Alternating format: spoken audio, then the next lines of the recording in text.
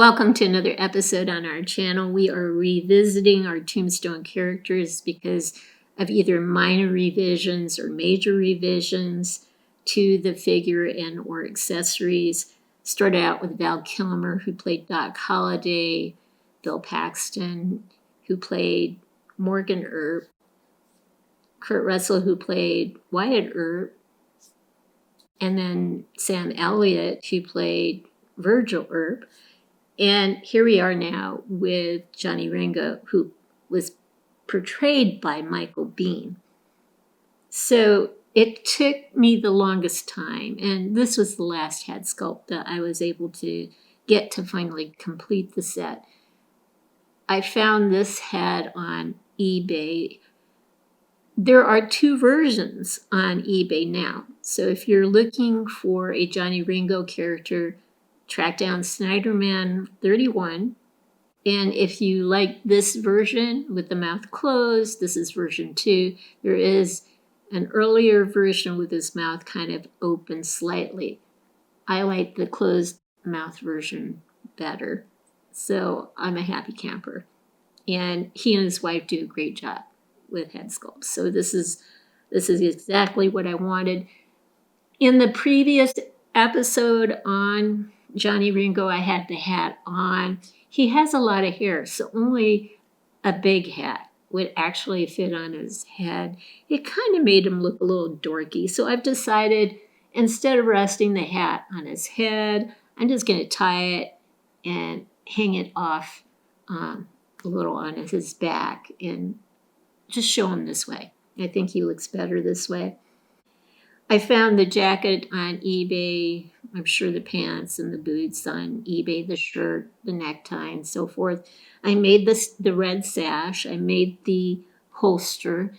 And this is a very different holster compared to the other holsters that I've made. I've never made one like this before, so this was a challenge and at the same time very fun. So it turned out well. I improved it, though, compared to the last episode. I realized there were some things wrong with it, and so I did some changes to it, and I'll point those out in a bit. But let's pause for now and get him on a turnstile so we can kind of see him from different angles, to include his holster on his right hip. We are back, and I think we'll do a full circle so you can see the hat that's resting on the back of his shoulders. There's a red sash coming into view.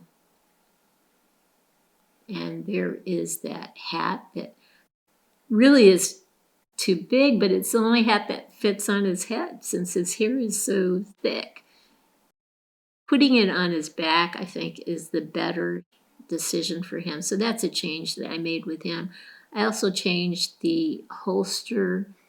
The holster, I actually had a piece of leather closer to the top where I had kind of cut 2 slits, and then I threaded the belt through it. And that didn't really look quite right. So I actually just affixed the holster to the belt this time around, and I think it looks much better this way. It has silver designs on 2 strips of leather across the holster, so it's definitely something that makes him stand out from the protagonist.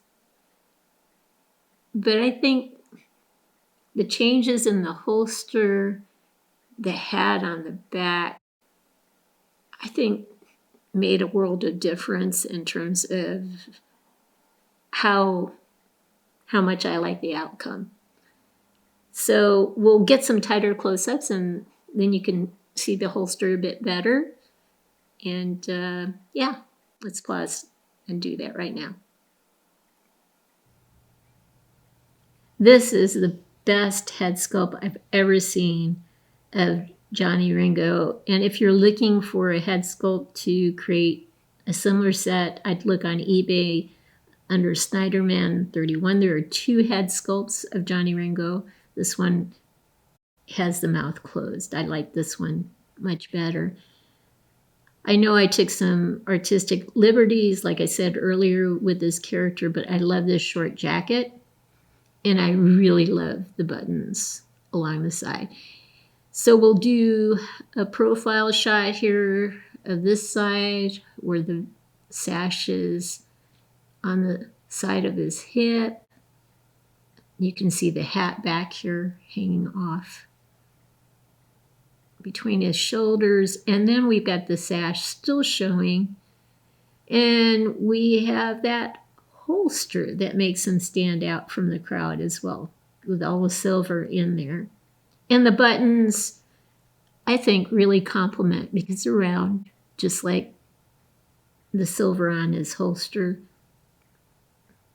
Makes him look so cool. So here he is, Johnny Ringo. We'll get a tighter close-up of his face now. This is not a Hot Toys head, but the head sculpt can compete with Hot Toys any day of the week, for my personal opinion. This is a great head sculpt with a lot of neat details, facial details attached to it. The only problem was the thickness of the hair.